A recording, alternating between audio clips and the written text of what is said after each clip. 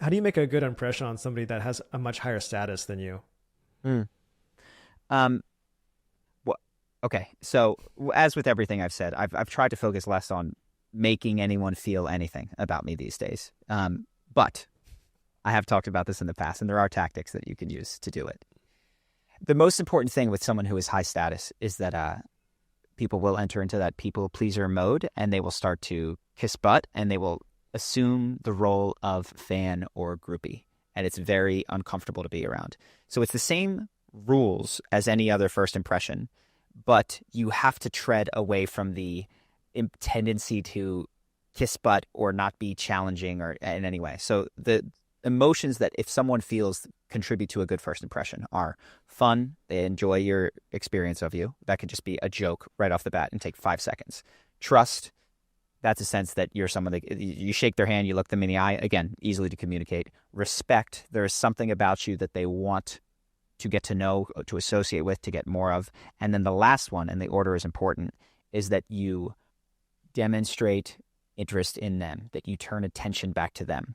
The problem that people who are high status often experience is that everyone leads with attention on them, right? So the lead is, oh my gosh, your work is so great. You're so amazing. And this video touched me so much. It was so incredible. And even if that is a person you might want to associate with, it can feel alienating for someone to pedestalize you so quickly right off the jump.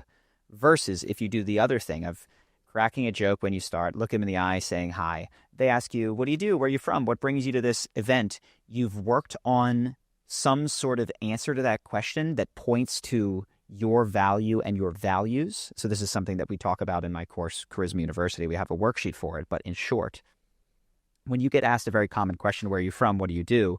These are some of the fastest ways to generate respect.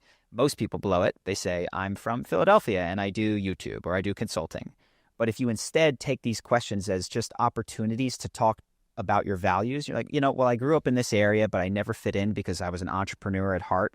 So I spent a bunch of years traveling Latin America, building my business, and I've just landed in California because I'm huge into summer sports. Like that gives so many chances for the person to decide, oh, I'm an athlete. I want to talk to them about summer sports. Or I'm an entrepreneur. I want to know more about their businesses. Or I traveled Latin America. Did they ever go to Peru or Brazil or whatever?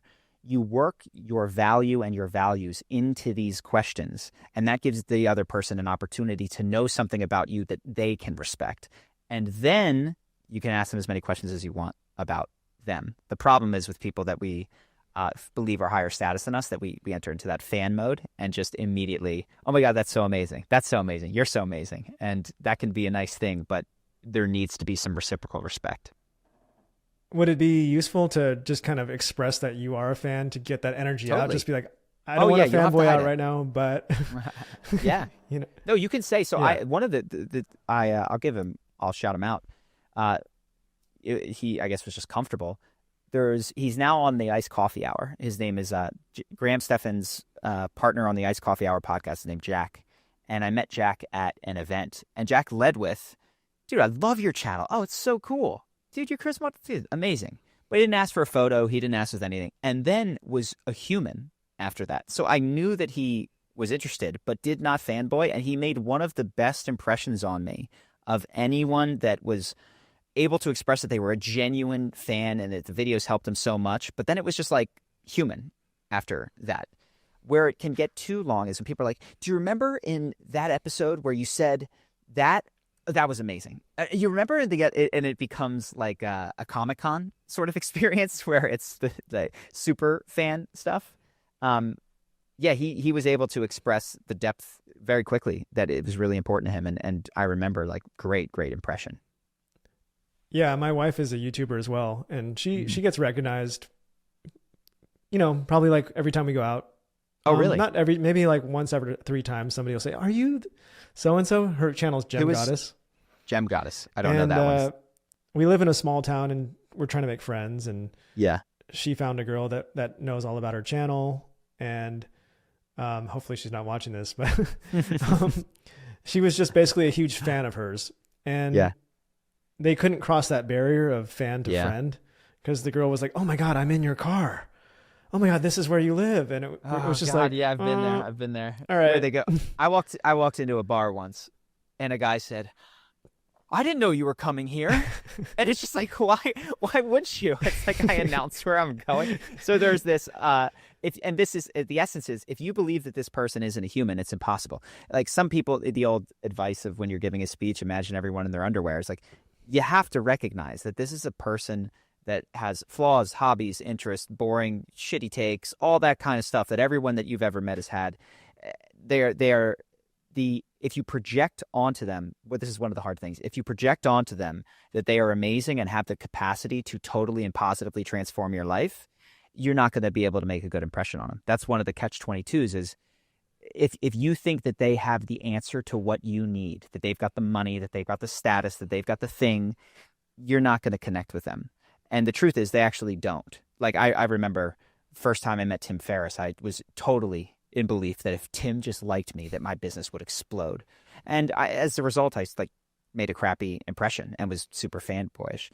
If we ever meet again, I now know that like, even if I'd met him then, he wasn't going to make my business happen. Like you can't give someone the thing that they're most desperately craving. And when you recognize that this is not an opportunity to get something from this person, this is an opportunity to learn from, connect with, share with a very interesting human being that I'm especially interested in, but it's not fundamentally going to alter the makeup of my life, you'll do way better. Yeah. So do you get recognized a lot? I used to. I don't as much anymore now that I'm not making as much content. And also, like, it was always at bars. It was always guys. It was always guys. Yeah, always dudes. Always dudes. Yeah, it's like you get really muscular and buff and you think, oh, now all the girls are going to like me. But it's really just other guys that are like, looking good, man. Yeah. Charisma was, I mean, and there's women that have gone through, we're like 70-30 or something like that. But the people most likely to recognize me tend to be the guys, or at least the ones most likely to come up to me and say something. Well, it's probably because YouTube is mostly male, right? It's like 80% male. Yeah. And if you look at the things, there's different kinds of self-improvement. So women's self-improvement tends in a different sort of genre and direction. And the people, the actors that I'm using, all that kind of stuff, these appeal more to men, probably because they appeal to me. Now, if you want to show up better at work and get all the positive results that come from that, whether it's in meetings with your team, high-stakes conversations about promotions, we built a program that will help you carry yourself in a way that people naturally respond to. Here's what one student had to say. I received a job offer, and when I asked why they wanted me, this was their answer. Your charisma and your ability to connect with everyone are rare and are of great value to the company. The course is called Charisma University. There's been tens of thousands of students that has gone through it. It's 30 days long, and it's fully guaranteed. So if you don't think it was worth it, you can get a full refund right from inside the program. There's a link on the screen and in the description. Hope you decide to check it out.